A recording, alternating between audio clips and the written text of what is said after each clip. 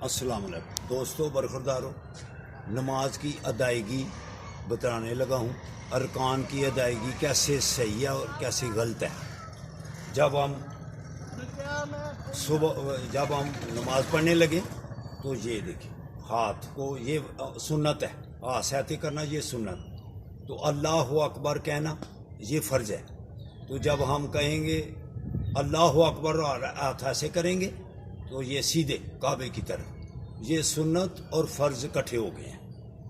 तो हाथ कैसे बांधने हैं? ऐसे, ये देखिए,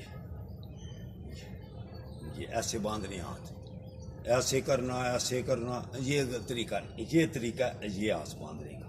नजरें हमारी सजदे की तरफ ऐसे होनी चाहिए।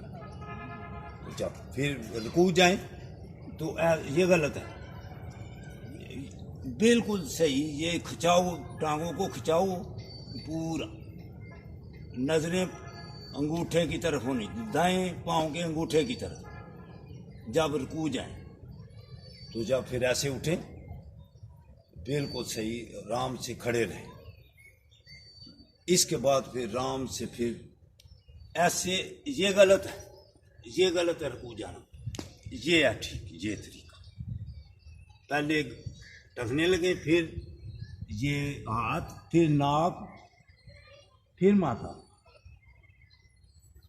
तो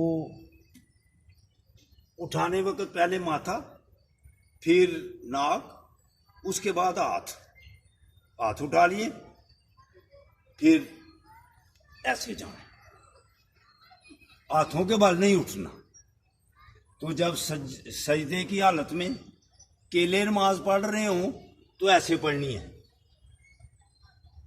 इधर से सही दिखाओ, ये केले, बीच में बकरी का बच्चा नीचे से गुजर जाए जब केले नमाज पढ़े, ऐसे पढ़नी है, ऐसे। जब जमात के साथ हो तो फिर किसी को तंग नहीं करना। जब जमात के साथ हो फिर ये मना है, जमात के साथ ऐसे पढ़नी है,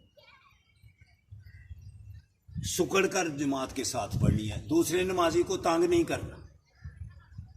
तो पाँव, पीछे पाँव का देखो, तहज्जुद, ये तहज्जुद में देख लीजिए पहले,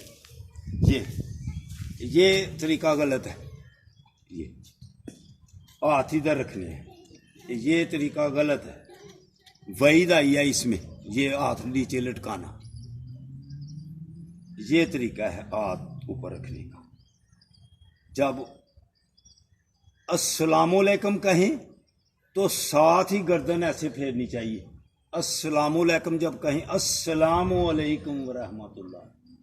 लेकिन ये जो गलत है, अस्सलामुअलैकुम वरहमतुल्लाह, वो आवाज़ आती है अस्सलामुअलैकुम की, कई पहले ही अस्सलामुअलैकुम ले लेते हैं।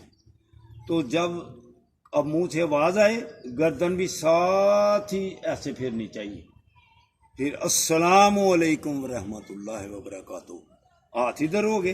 अब पाँव कैसे रखने हैं वो भी आप देखें, सही पेट उनका काबे की तरफ होना चाहिए, पीछे से।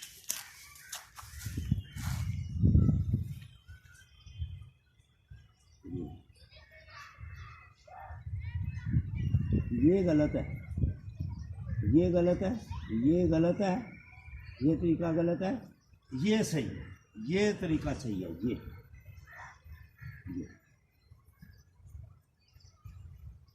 ठीक हो गया भाई।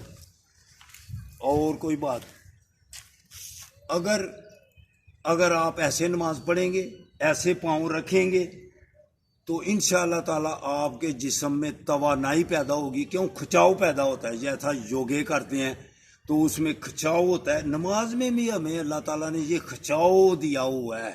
इसीलिए तो खाने से पहले होती है, खाने के बाद होती है लंबी नमाज, ताकि आपकी साथ साथ वर्जिश हो, नमाज के अरकान की अदायगी भी सही दुरुस्त तरीके से हो जाए। तो ये अदायगी के तरीके हैं। अगर आप ऐसे नमाज पढ़ेंगे तो इंशाअल्लाह ताला सेहतमंद रहेंगे और तंदुरुस्त और तवाना रहेंगे, और नमाज की अदायगी जो होगी वो भी आका सल्लल्लाहु अलैहि वसल्लम की सुन्नत के मुताबिक होगी। अस्सलामु अलैकुम रहमतुल्लाह।